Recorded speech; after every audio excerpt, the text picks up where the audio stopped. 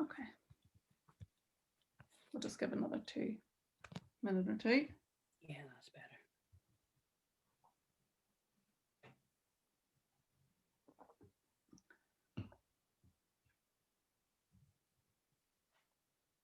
Do I have to look at the chat during the talk? No, we'll do that for you. I'll just tell everybody as well that we will stick to the format that we had in the first session that Kathy and I presented, where we'll have questions at the end. If you want to ask a question, if you put it in the chat and just put question before it so that we know that it's a question, it's easier for us to find.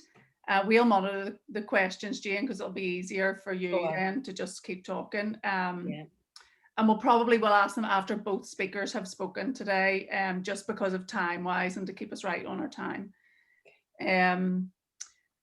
So thanks everybody for coming back, and thanks to you who are just joining us for the first time. We had a really great day yesterday. Loved hearing from Angelica, and hopefully we're going to hear some great stuff again today. First up, we're going to hear from Jayne Cherry. I'm not going to give Jayne a big introduction because she's going to do that in her talk. And after Jayne speaks, we'll have Amna, and I'll introduce Amna at that stage. Whenever you're ready, Jayne. Okay. Lovely. Thank you very much, Second Collective, can you hear me clearly enough? Perfect. Yeah, okay. Well, I'd just like to take this opportunity to thank you for inviting me along to talk today. I was really quite impressed that anybody even knew my name, let alone would want me to come and talk to anybody. It's a brilliant thing that you're doing, and I can't encourage all of you enough to do something with another artist, because on your own, yes, you do have power, but when you're together with somebody else, there's an impact that you can't really imagine until you start to do something. And the more things you do for other people, the more things you get involved, it's like you become part of the big art family in Belfast that exists, that is really quite amazing, really. And it gives you a bit of an idea of what it could be like to be famous, even if you never make it. Well, that's what I'm going to say anyway. But I was very impressed with the Angelica girls yesterday, the way they introduced themselves and said their age and everything. No, maybe they didn't. They said they were white and what they were wearing. So I'm going to do the same. I'm going to just thoroughly steal that from yesterday. Hope you don't mind, girls. Yeah, good girl, Jayne. My name's Jayne Cherry. I'm 55. I was born in the country in Sinfield, County Down, the youngest of 11 children, in an organic farm before the word organic really existed. We didn't have any false chemicals or anything, so it was all, if an animal was ill, it went to the medicine field, and we were taught what herbs and things grew in that field to help that animal. So it was that kind of upbringing I had. Now, the three children next to me in the family all died. I had 4 siblings that died. So there was a fair amount of sorrow in my family when I was young. And I think I learnt how to handle that from a very young age. I knew when my mother was sad, and I knew when she was happy, and how to make her feel better. So I think I sort of soaked that in from a very early age, and was more aware of it than maybe I would have been in a family where there hadn't been any infant mortality. I then went on to be a nurse, and one of my nursing friends is here, Patricia Quinn. This is a non-artist, girls. Welcome, Patricia. Welcome. Patricia's a nurse who I trained with and shared a house with in Belfast in the very early 80s, but we'll not go into that. And had a wonderful time together, and really that was like a continuation of the early life I'd had, caring for animals and caring for people. So this was really, I was taught then to look for things that maybe were affecting people that they weren't aware of. When somebody come through the door into the ward, you maybe weren't going to nurse them for the condition they said they had. You were nursing the whole person. You were looking at the whole family. Was there something else going on? And it really taught me to be very observant in my life. Now that went on for almost 20 years, but unfortunately I had to retire from nursing because I had pains and aches and fibromyalgia and bad backs. We trained in the time before hoists. And can you see me all right? I look a bit dark. Do I look dark to you? Maybe it's better if I'm dark. Yes, so there's very few nurses my age left, put it like that, because we're all sort of wrecked, old and tired, and it's an all-consuming career. You don't have very much time for anything else other than nursing. It really does take a lot out of you. It's a wonderful profession, and I have seen it from the other side. This past year I've been in and out of casualty and hospital with heart problems, so I have been a recipient of the care as well, and it just lets me see how much alike the art world is, being an artist and being a nurse is, because it's something that you're always watching, always looking, taking in, drawing in what you can, and then trying to put two and two together to see if something else is happening or something's going on. So I think it's quite, the two professions are quite alike.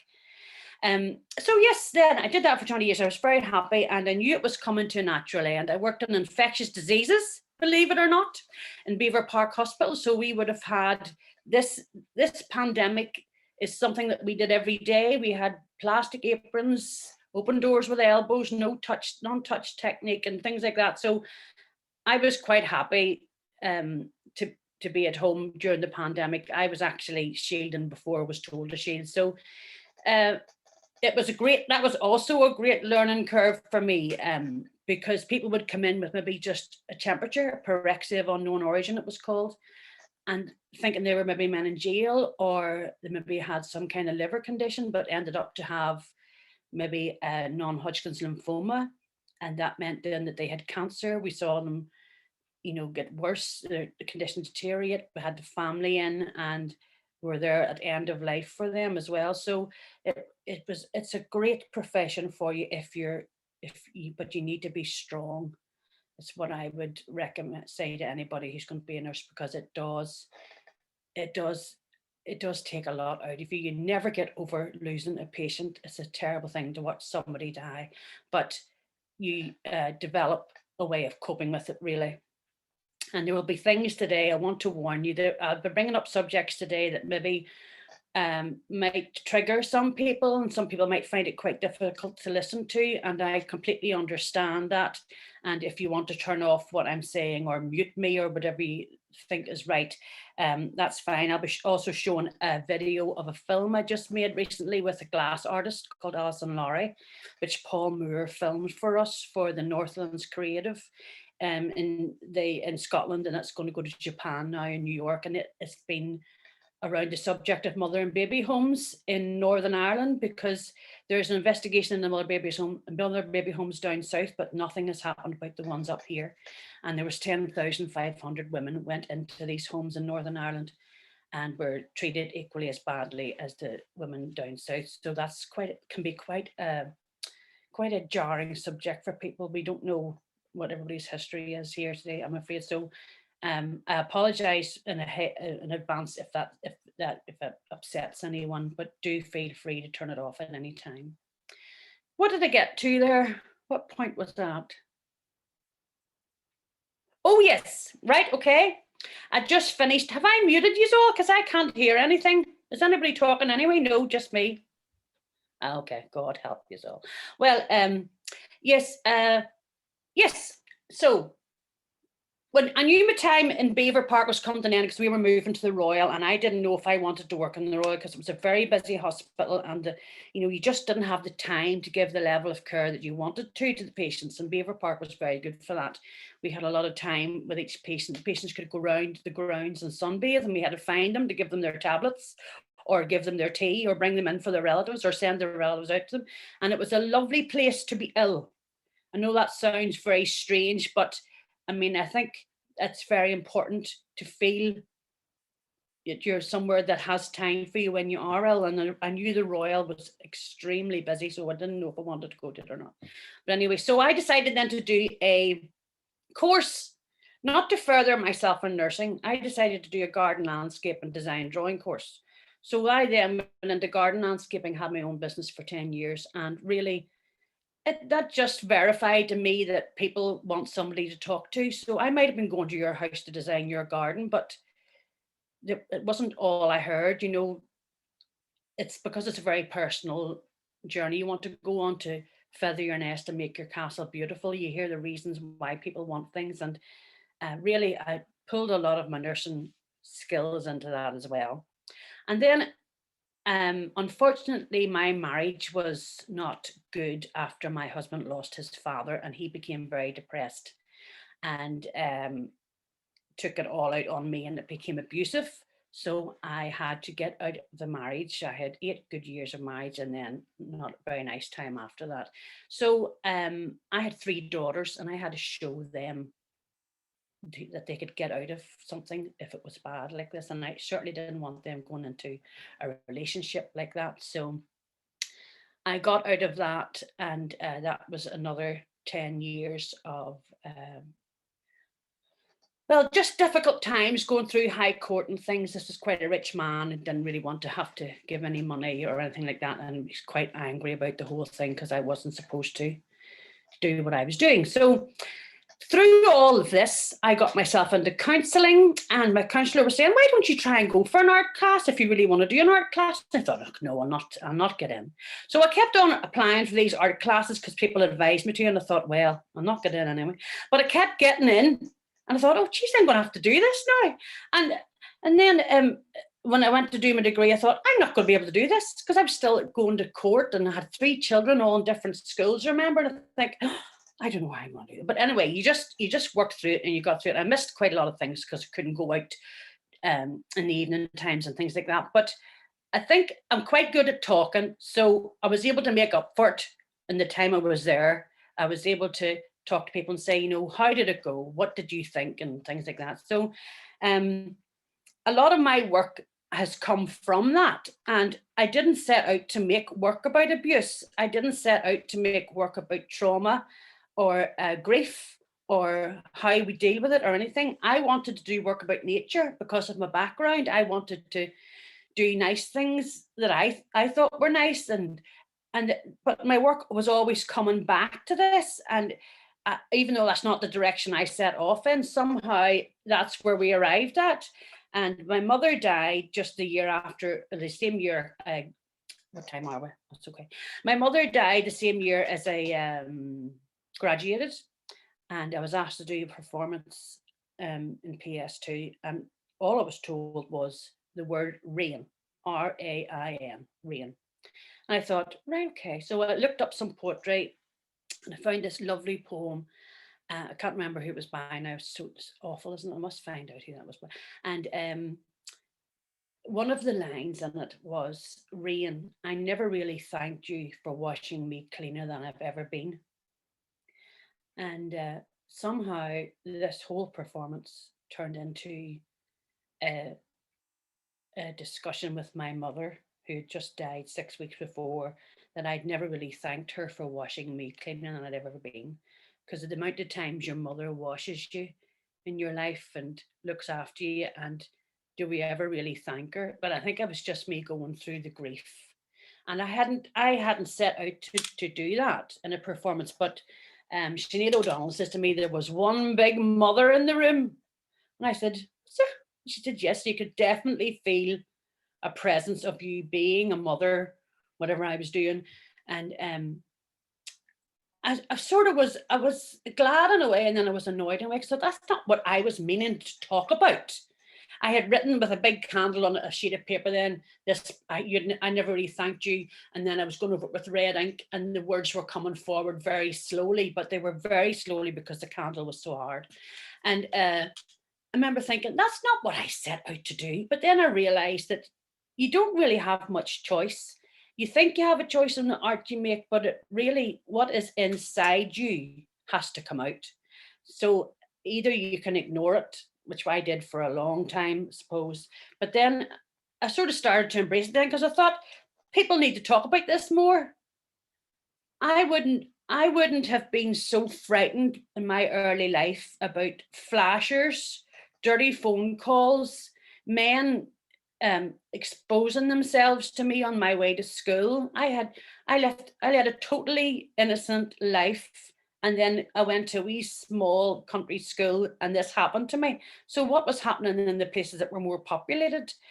And nobody ever spoke about it. It was something that was just, look, he's got his trousers down, and you just walked on. There was no police involvement. And I think it's great now that there's a support for people who do suffer these things, that don't just say nothing and try to sort of cope with it themselves, I suppose. But your parents weren't somebody you went to then and said, you know, I saw a man's penis today.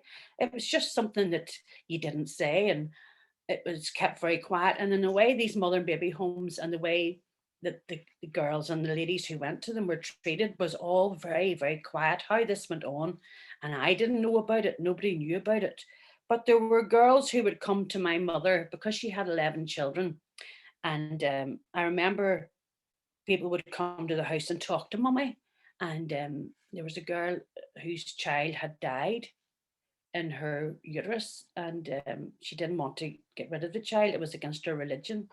And she said, the doctors are telling me to do it. What should I do, Mrs. Chair? And I remember listening at the door and hearing mummy saying, you know, this is going to make you ill and your baby wouldn't want that. And I can remember her advising people and thinking, why is mummy doing this? But then our family was also very musical. So we would have had musical nights where I would have had to go in and sang a song or played the accordion or played the fiddle. And my brothers and sisters were all the same. So it wasn't really untoward somebody coming to the house like that. But I can remember just hearing that conversation and always wondering about it. So I asked mummy about it in later years. And she said, I just give advice to people if they want it. And it was very simple. And I really, a part of me sort of thought, well, that's not right. You know, you have to have like a qualification and an office to give people advice, not just your kitchen table with a cup of tea. You know, but I think that was how people got advice and got help then. And that really stuck with me. So in university, my desk was sort of like, I didn't ask for it, certainly didn't ask for it, but I was mixing herbs and things and seeing how they reacted with clay and seeing how they react, because I was trying to bring in this nature thing all the time. And there was a chair on the other side of the table, and people would just come and sit on it and tell me everything.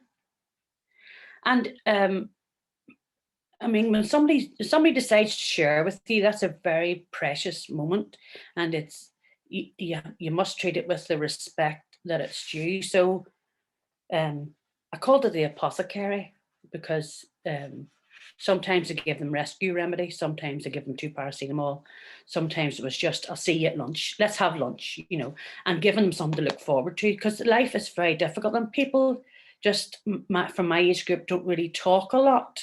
You know, people I used to hear people saying about me when I walked in, that's Jayne, her older sister was killed in the road. Remember that lovely girl, that terrible accident? You know, when they talked about all my dead siblings, and but it was in a hushed tone, so it was almost like, you know, I had done something wrong. It was a thing to be ashamed of. So I remember feeling very confused and asking my sisters, and they were confused, and asking my brothers, and they were definitely confused, because men just sort of put the shutters down and put it to the side, and hopefully nobody asked any questions. But I've always felt that we should talk more about these things. So Alison approached me to do a piece of film work for Northlands Creative, and this is where the mother and babies homes have come in, because Alison's doing research on them at the minute. She's a glass artist who lives in Saintfield, Alison Lowry. You can go and do courses and things with her, but she has had things in her life as well that we sort of discussed together at one stage when I was doing another thing, and I'm trying to help her to work through her problems, and she's helping me. So it's like really like a therapy we're doing for ourselves, really. And we were offered to go into a convent in Belfast. It's disused now, but it's been sold to be made into offices, and the people who own it said we could go in and do some filming. And we just thought, oh yes, please. It was the whole building was so loaded with emotion, and you could feel past lives there just by standing in the hall. And yes, everything was going fine. We had the outfit made, we had the vessel made, and we were going to tell the story from the nuns' point of view, because actually when you think about it, those nuns were institutionalized as well. They had very little choice about what they did. We're not saying all of them were bad, but we wanted to tell it from the nuns' point of view. But then the report for down south came out on the Tuesday, and we were told on the Wednesday, no, we wouldn't get in. So we had to rethink the whole thing, and we found a disused cottage, and we got a glass vessel made. And I don't have any history of being in a mother and baby's home, so I can't make performance art about that. But I have lost 3 children, miscarriages, so I can make work about that, and I can call up my collective memory from that. So I decided then to take this vessel and see what happened in this cottage and film it, and I think it worked very well. So I want to show it to you now, if that's all right, Kathy. And I just want to warn you now, it can be quite distressing, and I understand if you want to switch it off or anything. It only lasts 5 minutes, and then we'll come back afterwards, if that's okay with everybody. Okay.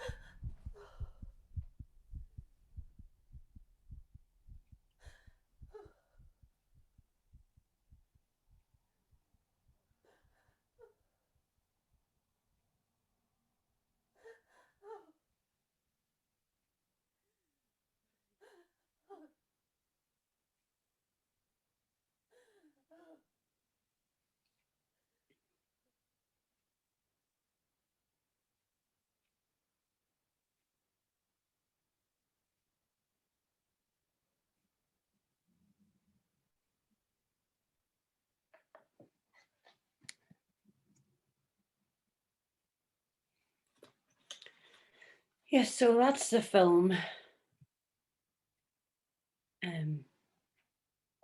And really, the onus of the whole thing was to, it was funded by Glass Meets the Future, and they want to bring glass into more contemporary artwork. So they want to bring glass into performance. And we made the vessel by getting it blown by Scott Benefield up on the North Coast. And we made it into a precious vessel that had a reflective inside by using the silver paint on it once we had it blown.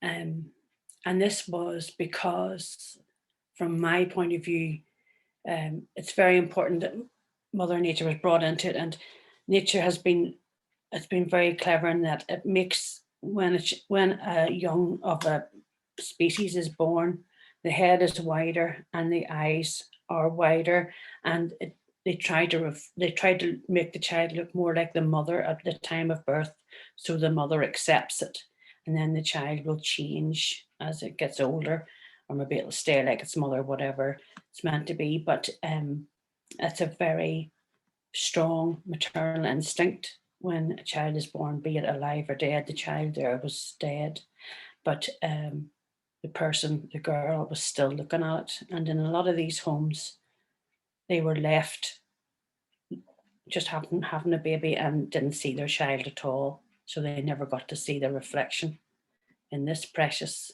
being. So once you start to find out about the mother and baby's home, they really are quite distressing. Most of the children died of malnutrition, and it's very hard reading now. I would advise caution if it's difficult for you, because I've had to stop when we were making this work. We had to take some time off from it because it is so very distressing to read what the children and the women went through. And in a way, I think we just need to all talk about it more, but it's very important when you're doing performance about trauma. I have learned over the years to not to re-traumatize yourself every time. You need to have like a resolution at the end of it. And I find this when I'm working with high schools, they're very, very good at, being very outspoken about their bullying or what their parents have been through. I mean, a lot of children are carrying a lot of pain, but what's important is they must come to a resolution at the end of each session so that they're not going away in despair.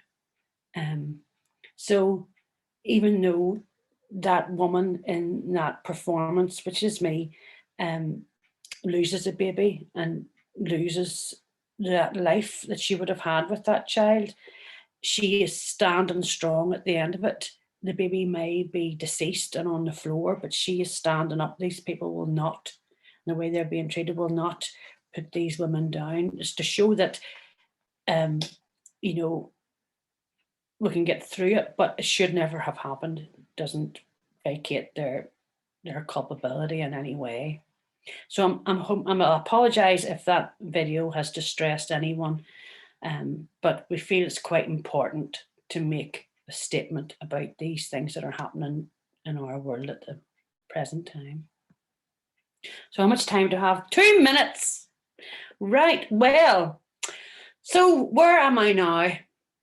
Well, I can see a great improvement. I was just saying to the girls before you all came on, I'm really proud of them for setting up Second Collective, because when I formed Pollen 10 years ago with Stuart, it came out of necessity in the University of Ulster. There was nowhere for us to show our work in the third year show. So we went to all around university, found all these spaces, applied to everybody, and what we got back was space unavailable, space unavailable. So we found a space, just didn't listen to anybody, just set it up like an exhibition, don't know who owned it, don't know who was in charge of it, didn't care, set up an exhibition for all of the third years and called it Space Unavailable. And that was then made into a exhibition space for the university after we left. So because we were able to do that so easily, she says, we thought when we finished our BA, right, well, we're going to need a studio to work in. Where are we going to find that? Because we liked working together. And And I think together, I think as an individual artist, yes, you're powerful. But I think if you're in a collective, you have greater impact. You have like a strength, and you have a resourcefulness that you can pull out of yourself because of the reassurance you get from other artists, which is really what you're doing it for, because it must be good for you too. Pollen is brilliant, and we don't get any funding for it. We have always paid our rent every month to have these studios, and then the exhibition space is like an extra. But what we really want to do is give people the opportunity to come out of university to show somewhere, because there really isn't anywhere. Well, there wasn't anywhere then. There was only the big galleries 10 years ago, but it's great now. I mean, there's all these collectives popping up, and it's exactly what we need. This is what we need, and to help each other and to sit and talk to each other and say, you know, it's okay. I was like that 10 years ago, I think. I can't really remember, but I'm nearly sure I was. And this is what I did, and this is what, and you'll find that if you go into any of the collectives, I'm sure, well, I can only really speak for Pollen, but anybody that comes to us that needs help with forms or any kind of applications, we try to help them as much as we can, because we were there ourselves 10 odd years ago. And although I recommend the collectives, there's something I wanted to say today that I really want to get in, that at university and after university, I kept on thinking, oh, I want to go and do a residency in Iceland, and I want to go to Canada. And then it was, I said to myself, right, well, wait till the girls are all out of uni. Well, so I was waiting for that, and then wait for the girls are all, you know, they're all settled in their own houses, and you can't leave them.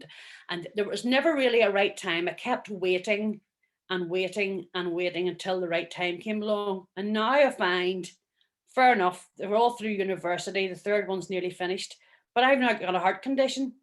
So I would recommend, if you can, just grab it, do it there and then, even if it means you don't get signing all the homeworks and, you know, the teacher's ringing you up in the middle of a group crit. This actually happened to tell me my 6-year-old had brought £60 into school and had it out on a desk and was trying to organise loans to everybody. And I was in the middle of a group crit, and I had to sit down on the windowsill, and they thought it was a performance, but it really wasn't. It was trying to sort out things happening in another town far away, completely different from the mindset I was in at the time. So if I could give anybody any advice, not that my advice really means anything, just that I'm around a long time now, as you know, I've made it, I'm still living, it's just to go for it. And like the girl said yesterday, always be pleasant, always say hello. And I was wondering if you could help me. And if you ask somebody to help you, very rarely do they say no. So if you ask in a nice way, you'll always get. And Belfast is very, very good for helping each other. I've learned that over the past 10 years. And even if in the whole even the whole of Ireland, I mean, I've met some fantastic people and made some brilliant friends over the years. So I feel so fortunate to have had like a second life away from nursing and garden designing, to have this life now, which is, sometimes I really have to pinch myself, you know, because I can use my art to help me, which is what I do first and foremost. If I'm feeling, all over lockdown, I used to work with clay, which Sarah got me back into, and because I wasn't doing much, and I was so frustrated with my health. I couldn't get into hospital. Everywhere was closed. Doctors wouldn't come to see me, but I knew there was something wrong with me. So I used clay, and that was a great release for me. And now, because I have to rest more, I use stitching that sort of helps me repair myself, like Louise Bourgeois said. So I use it to help me first and foremost. And if somebody gets something out of it, I'm just delighted. Even if one person feels that she's more supported and more helped from my work, or him, then I'm happy. But, you know, I don't hold out a lot of hope for that happening. But I just try my best. And I think I'll finish on that. Thanks very much for listening, all of you. Nobody listens anymore. Thank you. Thank you so much. That I was wasn't too really loud, was it? powerful, Jayne. Thanks very much. Oh, you're welcome. Great. We're now going to move on to hear from Amna Walayat.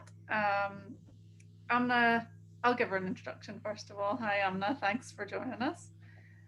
Amna Walayat has an MA in Modern and Contemporary Art History, Theory and Criticism from University College Cork.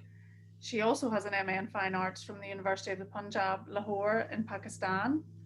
She's worked as a program organizer with the Pakistan National Council of the Arts. She's been a curator with Alhambra Arts Council and a PhD studio-based researcher with Puraf in the University of the Punjab. Her interests lie in British India, colonialism, Orientalism, migration and gender. She's recently established the Ireland-Pakistan Arts Exchange to bring both art communities together through creating opportunities for network and exchange. She has curated an e-exhibition, Reroute, with the Pakistani arts community in Ireland in collaboration with the Embassy of Pakistan in Dublin, and organised opportunities in Pakistan at Visual Arts Online Cafe in collaboration with Visual Arts Ireland in December 2020. She's recently had work in a virtual two-person show, Constellation, in Cork, and this work deals with the idea of the culture of shame.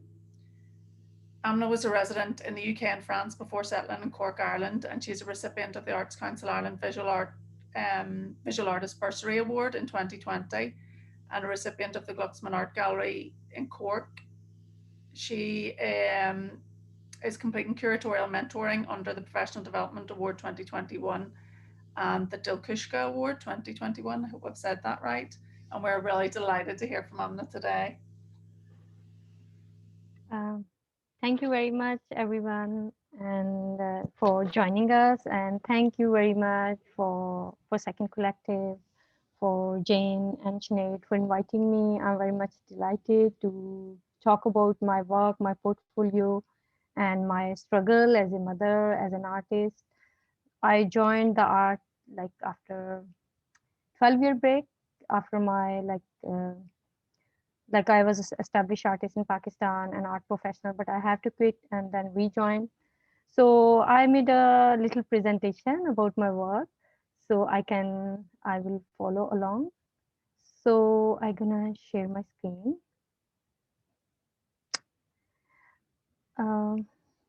Here.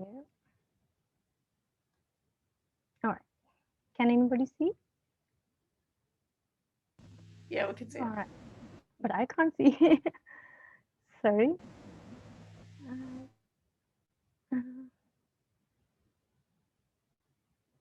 I can't see my screen actually. Can you see nothing at all? Can you just see the gallery, Amna? I can see my the window screen. Yeah. How's that? No. I'm gonna try it again. All right. Let's stop sharing. Maybe and try again. All right. Screen share.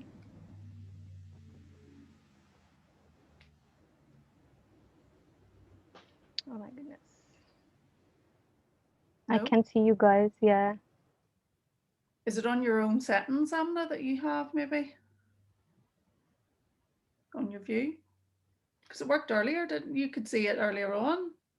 Yeah, I could see, and right now. If anyone has any tips, that would be good.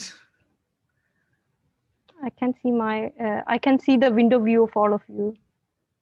So I don't know my. If you go up to view and you're on the top of your screen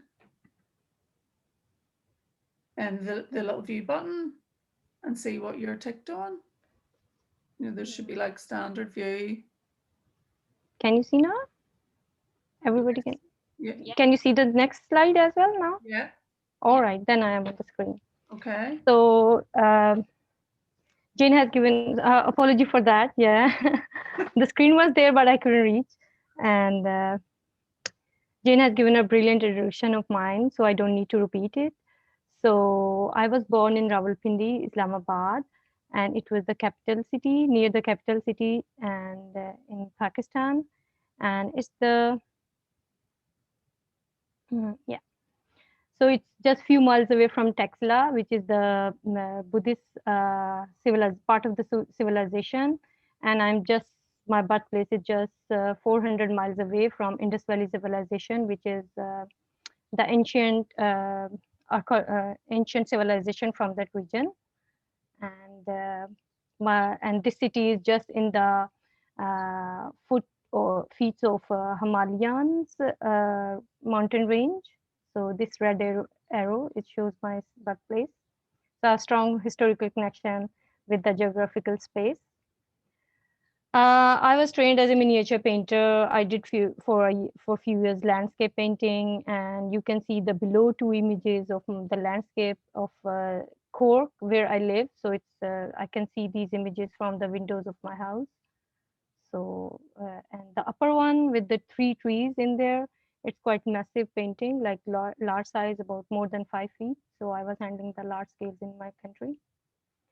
So my presentation is based on 4 parts. First, return to my art scene after 12 years break, and my artistic practice, my curatorial practice, and Ireland, Pakistan art exchange. So starting with the first one, like I was resident as mentioned, but during that time, I couldn't do a lot of my portfolio for artistic profile, but I did visited a lot of places in London, Manchester, France, in Europe, in Spain, Italy, Rome, and even America, and uh, in the north of Europe. So yes, it was a brilliant experience. I had a big exposure for the painting, for the major art events and festivals and biennales and museum and galleries. So whenever I was visiting the places, I was visiting the museums and galleries and big festivals. So it was like I just got trained my eye and vision for art activities. And in 2016, I successfully did my first solo in collaboration with Summit Art, Girls Summit Ireland. And there was but it was not the public gallery. They were just public spaces and communal spaces kind of. And then I did a solo show with Co Community Art Center for the Lifelong Learning Festival, and followed by a workshop on miniature painting. So these were just after my master's, which I did in 2016. So after that, I just came into my art career for the painting and organizing some events. So my first breakthrough was for the transhumans just before 2 weeks before the lockdown. And it was the first curated show I participated in Ireland. And Lara Pittman is here in this talk. You may see her. And she was the curator of this exhibition. She gave me the opportunity, and I was very much delighted. It was a very successful show, and first curated show I ever entered into Europe. So I got a very good feedback, and after that, I was on the track for my art practice. And after that, after the lockdown suited me very well because it established me as an artist, practicing artist, contemporary artist. It gave me a lot of opportunities while staying at home because my husband was not working anymore. Like he was staying at home due to the lockdown, but I got the opportunity to work with my medium and with my work, and I exhibited in some online exhibitions, and few of them were like in the Christchurch Cathedral, Dublin, and one was in EMA, which is just currently on. EMA exhibition is on until August, so it was a part of Maternal Gaze project in EMA. So these were two important exhibitions. And then just last month, I successfully exhibited my work in with Core County Council Art Gallery in LHQ, and it was planned as a physical show, but went like a virtual show. And but I mounted that show into the gallery, and it had a very beautiful catalog, e-catalog with that. So it's just finished a week ago, this exhibition, and it was also a success. It was a hit for me because I got few commissions and few artwork and my recognition for certain art subjects which I was interested from 2017, which was mother and baby home. Again, yeah, Jenny is here and she can hear this. everybody can hear me? Hello. Yeah, we can hear you. All right. So this is my little studio from my kitchen, from where I generated all of my show so far, all of my work, and that's why I was working from the kitchen for a smaller art size, small size art pieces. So yes, but I think it's well equipped now for miniature painting, and that's why I decided to come into the smaller scale. Before in Pakistan, I was working on larger scale. So this was my art practice, and you can see the work here.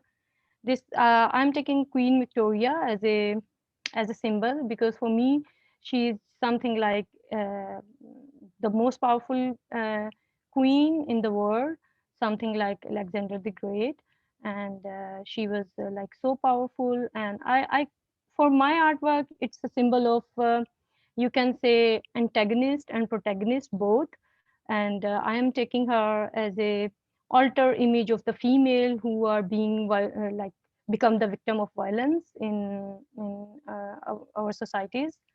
And even though she was very corrupt and she was very hypocritic kind of attitude, but still she is the most powerful female, I think. Before, because in front of her three of the most powerful empire of 19th century surrendered, and uh, there was no like her success was everywhere from east to west. So for me, she's just a symbol of a powerful woman, and I can't find any equivalent symbol. And these are few of my paintings around that subject, feminist subject. And now later I related that subject, like I took the subject of female mother and baby home, and you can see I'm using the symbol of lotus, and lotus is purity, and it's from the Buddhist mythology as well. And the baby, which is like pure and like, but he was taken in this mother and baby home context as a uh, sin, like child of sin, even though there was no mistake of the child, or there was no like part of the child, but they were mistreated, abused, killed, neglected, and so this kind of thing. And I'm just, my interpretation is quite naive. I am just manipulating the image in like visual context to give a new meaning in contemporary era, like contemporary subjects. So, and now I am relating that shame, which was the in the background, working in the background mother and baby home. I was just relating to my own culture, Pakistan, where in the name of shame female were being killed, or violence against the woman. And you can see that I'm using just here the symbol of honor and shame, like female honor is in her braid in Eastern culture. So they have their braids literally have been chopped by male just to punish them, and literally cut the nose, chop the nose of the female. Like you can see on Google some images of those female. And in the next image, you can see the brush and the empty, like the painting, which has no image. So like it's something like female can't express themselves visually or verbally whatsoever. And the next image, you can see the scarf scarf type of thing, and the rope, like she has been punished by those. They are kind of instruments which are used against women. And there's the part of the film in the lower image where you can see it's the performance which I have filmed, and it's where the nose of the female has been chopped in the end. I'm not going to play these videos, but you can see, I'll send you the link later. So they are just in the name of shame. They are my self-portraits in miniature style painting, which is quite stylized and stylized kind of imagery, and from the style which I have borrowed from the Kangra style of Indian painting. So the same pose and same iconography and the hands and these kind of things I have used. So that's why it's stylized, because it's a stylized painting. Like it's the tradition to paint in this way, the drawing. And there is another, the videos links are there, which I'll copy and paste later. And there's in one on the top right, you can see it's play, like playing with the turban. Turban is a kind of symbol of honor. And there the lower one is like pain, which is, you can see the nose. This is the performance where nose piercing and nose ring is a symbol of kind of controlling female, especially when the bride is being ready. Sometimes female get pierced their nose just 3 or 4 days before, because they think it's a symbol of beauty, but there is the pain is involved and the control, symbol of control is involved. And this is the crossing of line, my other artwork, where crossing the line, the female is crossing the line. If you could see, it's the delicate line between her feet. And the other image is alter image of that, like her fear and her fate kind of thing, and hunting scene in the form of hunting scene. So I'm just manipulating the image, creating, giving them some meaning. And before that, I was working on a migration subject, which was inspired by my like continuation of my thesis in UCC, where I work on colonialism. So you can see the slave ship there and the slave image of slave, which I have enlarged for core community art laying their Rebel Street project in like 10 by 6 feet long, long um, board, you may say, and it's into the street. It's as a mural, public mural now, and where I have used the Leonardo da Vinci image, and I have manipulated with that image to give some new meaning in the form of slave. And there is some connecting self for the quarantine series, like where we get the chance to self connected. And again, there is some migration series from the forced migration in the background of Syrian migration and Mediterranean transit. It was Mediterranean migration related to my. So now I'm creating some texture on the larger scale, and you can see that it's not a complete image, but you can see a baby image in there, and there are one of 3 panels. So, and my curatorial practices, as Jayne has already mentioned, like this was a exhibition which I have curated for in collaboration with Embassy for Pakistani artist community, and I gathered them through open call. And then there is this is also I curated the image, like the LHQ gallery, which you have seen just before. So this is another curated show, which I curated actually. And my major project is Ireland Pakistan Art Exchange, because when I was living in UK, Manchester and London, I had the feeling, and even in France, I had the feeling there was so much activities related to South Asian countries. And in Pakistan, like in South Asia, there was some festival in UK for film festival in Indian language, like Hindi language there in Corner House in Manchester. And when I was in Pakistan as a curator working in Pakistan National Council of the Arts, and so at that time I was working on a Shisha project, which means mirror, but actually it was South Asian exhibition, a mega project in Manchester, which was being curated by Al Noor Mitha in 2004 and 5, and I was working on that file and on that project in PNCA back in Pakistan. But after marriage, when I came to Manchester, I witnessed that show and the scale of that show, and I was quite inspired by the exhibition and its its presentation on the scale they were offering. Like it was kind of biennial, so I was very much impressed by that show, and all 7 South Asian countries were there, and it was even for months. So I was quite impressed by that. And then when I was living in France, I saw there was film festival for a month, again in Indian language. The banners were all around in the city. So it was also a great charm for me. And when I moved in Ireland, I was seeing these kind of things almost non-existent. So I was thinking there should be some activities in Ireland. So like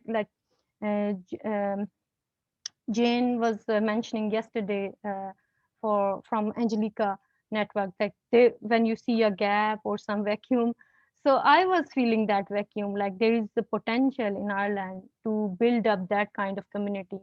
And UK is at the same distance from Pakistan, but UK have a very strong connection with Pakistan for in the art scene. But Ireland is just little far away from further than UK, but there is no representation of Irish artists in Pakistan or Pakistani artists in Ireland, or maybe the South Asian, if I would say in a broader sense. So I was thinking like if like in our UK there was uh, green cardamom, shisha, and there was art, Asia activism, and there is Asiatic Society, Bagri Foundation. There are so many organizations working for the promotion of South Asian artists. And like Irish dance is so much popular. I really like Irish dance, and but there is no representation of that like iconic kind of Irish culture thing in Pakistan. So I was thinking these are the very important things in Pakistani and Ireland art scene. Like they can have a connection, and the historical connection. If you see in colonialism, there is a strong link in medieval era, especially, and where their architectural designs, wood carving designs, and tile designs, they are like kind of overlap. So there must be some connection. So I really wanted to work on these areas and wanted to create some opportunities. And recently I applied for some opportunities as well to grant my like to fund my proposals. So first of all, I in June I generated this Pakistan Ireland Art Exchange. I started from my own initiative. So this was first step I took, and I took this step just with having conversation with Visual Artists Ireland, and they encouraged my idea to work on in this area. So this was my first step, and then I created a dialogue of for some potential people from Pakistan who could propose some opportunities to work on some areas. So it was a dialogue in December, which Visual Artists Ireland hosted, and Embassy also, Embassy of Pakistan Dublin, they also supported that project. So these kind of activities, which were like non-funded kind of activity, there is no fund at the background, but still we were trying to build up some portfolio. And I recently made few proposals, but they were rejected. So I'm thinking to have some more, advisory or some more kind of professional development in this area, because every time the funding comes after 1 month, 6 months or 1 year, so it slowed down the process. So I need at this stage some support as well. I am looking for the collaborators, I'm looking for the partnerships so that I can support my project. But I started with very like when a year ago, or maybe in 2000 start of 2020, I was thinking, will ever the email ever come into my email box where would be some opportunity where I could establish myself as an artist or a curator. But I was waiting for these kind of things. There was no involvement from my side into art scene in Ireland. But after a year, I feel myself very successful. I got Visual Artist Bursary Award, Professional Development Award, Dil Kushai Award, and yesterday I got a funding from the Cork County Council Library for Youth Festival, Kiruna Nag. I can't pronounce this name even, and Smashing Time State of the Art project, and Laura Spitman project Soak Bazaar, which she has designed for Art Nomad for year 2021. So I'm like in the start of the year there was nothing, but in the end of the year, like after a year, I have a lot of things in my portfolio to do, and hopefully these projects will give me a breakthrough, a further breakthrough. And now I am a member of Art Nomad Sample Studio, Coke, in-house artists with the Guest House Project, Coke, Angelica Network, Smashing Time, Visual Artists Ireland, Love It Gallery, and Court Printmakers under the Lucia Award. And I'm on my project for Pakistan Ireland Art Exchange just within 1 year. Thank you very much.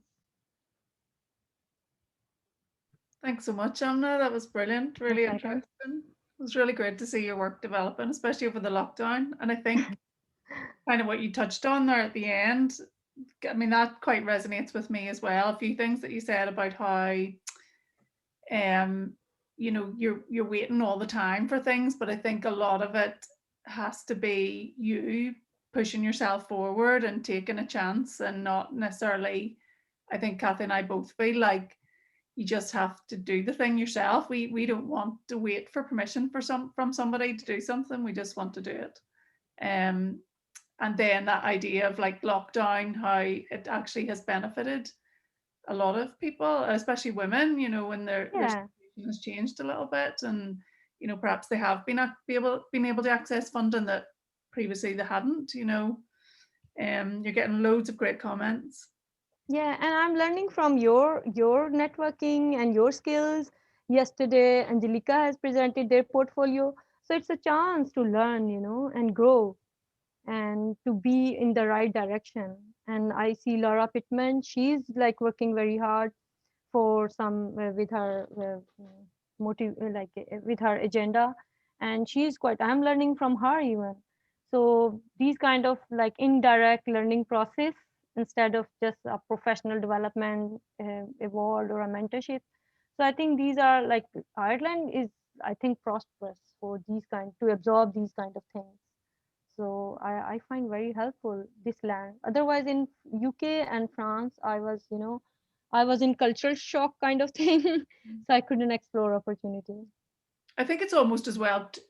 Perhaps it's the small scale of Ireland allows you to get to know people much quicker than maybe, you know, in England or France, where it's a lot bigger, and perhaps a lot more of a competitive environment as well. You know, where it's not so supportive. Perhaps it's more about, I don't know, being the best. The language is remain always the barrier for me, you know, the communication especially, and writing task is quite much difficult. Like yesterday when Jayne was talking about like when somebody say hey Jan or without saying any, so I was thinking, oh, I wrote so many emails to Jayne, so oh my god, I had to reconsider my emails, you know. And I apology to Jayne, like if I have made some blunders. Do you want to talk?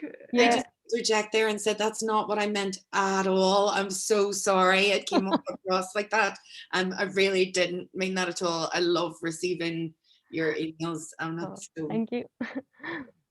So yes, because I'm not like in our culture there are no that kind of salutation, which is the part of European culture or whatsoever English medium culture.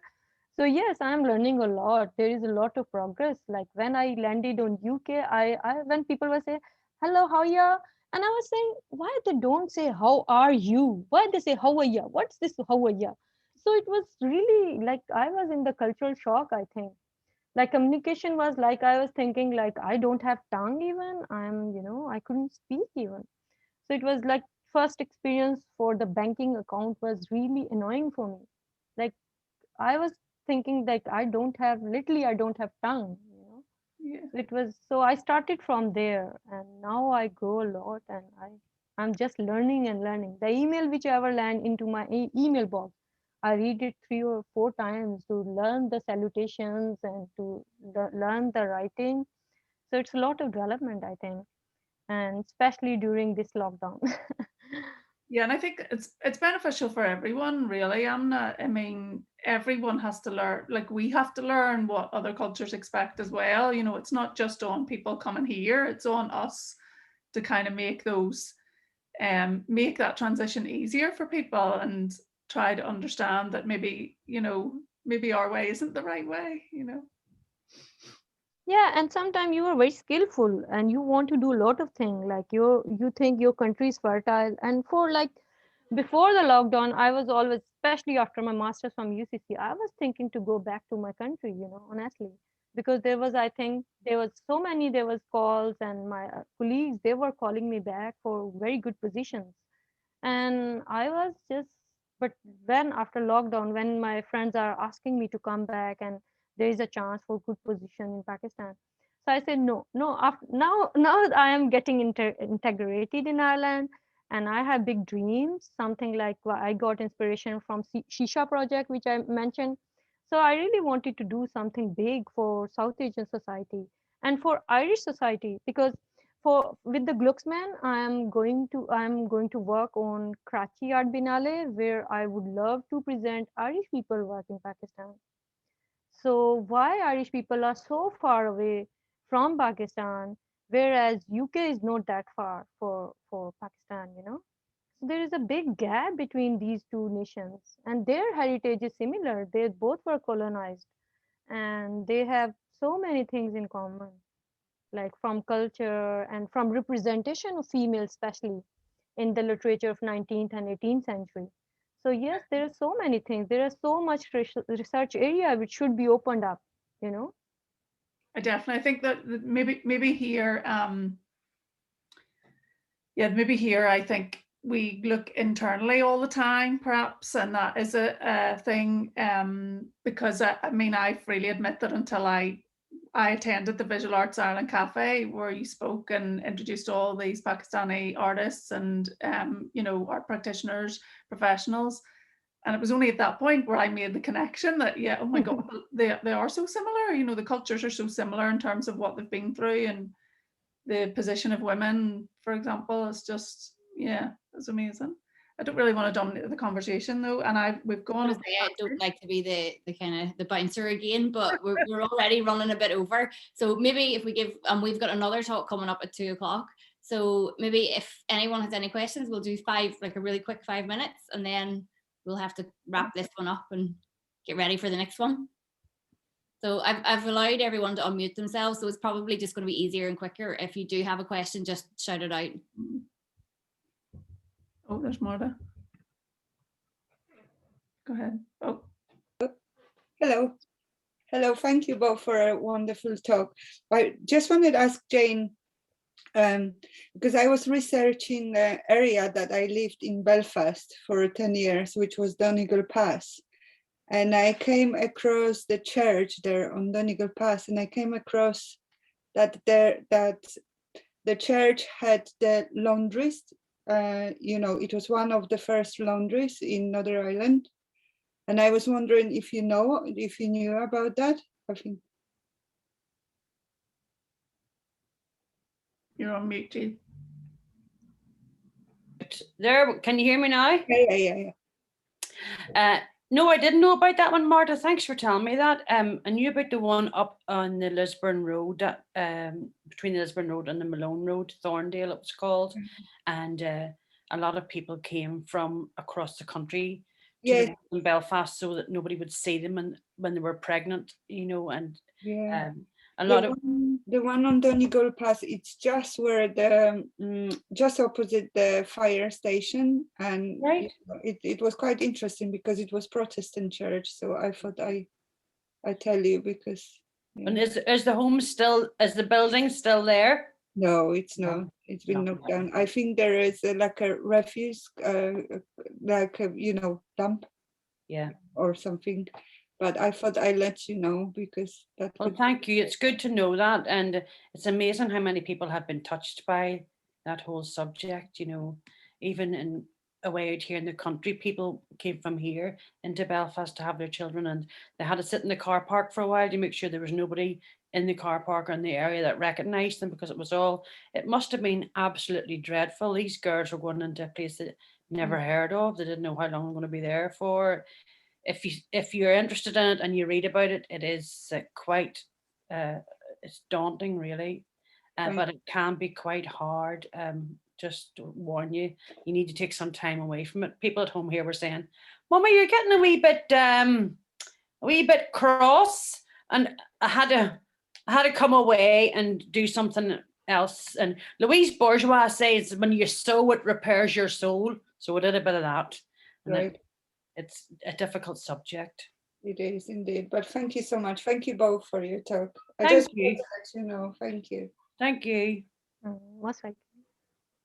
Was that kind of talk okay? Or was it better to be, I didn't know how much you wanted to know about me. It was great. Really great, yeah. That's okay. Yeah. Just Yeah. if it ever get asked again, you know. It was nice to have two different styles as well, you know, because it's just kind of nice to break that up a bit. And you both deal with similar themes as well, you know. Yeah, Kind of nice that it was. mine was quite innocent. Yours was powerful, Jenny. I think Lara wants to talk just on. Yeah, I just it's really interesting to meet with I presume a lot of people here in the north in Belfast. Are you most people There's a here? I'm few. not sure. I'm not really sure whether most people attending here are. But it's really great to make that connection as well. It's like I'm really involved with Amna with this group Art Nomads, and from my perspective, like I've lived in Dublin now for 25 years, but I'm from an Irish family but went to the UK. But I really feel like it's really important that Ireland takes on board the diversity in all ways, including this north-south, very aware of issues that are going on. My own mother is from Belfast, and it's some of the subjects are the same things, like they're about power, they're about exploitation, they're about dividing people. It's like people are divided even though their struggles have some of the same roots. Like if we talk about women in Pakistan, I've done a lot of work with Muslim women here in Dublin, and there's a perception from the West that, oh, Muslim women are oppressed, oh, poor them. We need to look at ourselves, what's going on. Those are power systems. They're not about, everyone can learn so much. Sorry, I'm sort of saying several things here, but it's great to make this connection. I didn't know anything about Second Collective, and I know I probably missed some other talks, but I'd love to find out more. I don't think you have, Lara. I think I've Okay. seen them all, so. Okay. But it's no, I did miss what Second Collective is about, actually. Oh, did you? Well, we'll But put them anyway, up. I'll find out more. Yeah. Yeah, we've got a website, and you can connect with us on Instagram as well, and we can send. We'd be really happy to send you more information, and yeah. Keep the connections going. Yeah, definitely. Yeah. I think we're going to have to wrap it up. We're going to have to. Yeah. I would love to just sit here and talk to you. Thanks everyone for coming. That was really amazing. Thanks, Jayne and Amna. Really powerful presentations. And we'll hopefully see everyone at 2 o'clock for Samantha Brown and Sally O'Dowd's talks, which are also going to be amazing. So we will see you then. Yes, we need more of this kind of thing. Yep, Up with this sort of thing. Yay! Thank you so much. Bye. Thanks. Bye. Bye. Bye, everyone.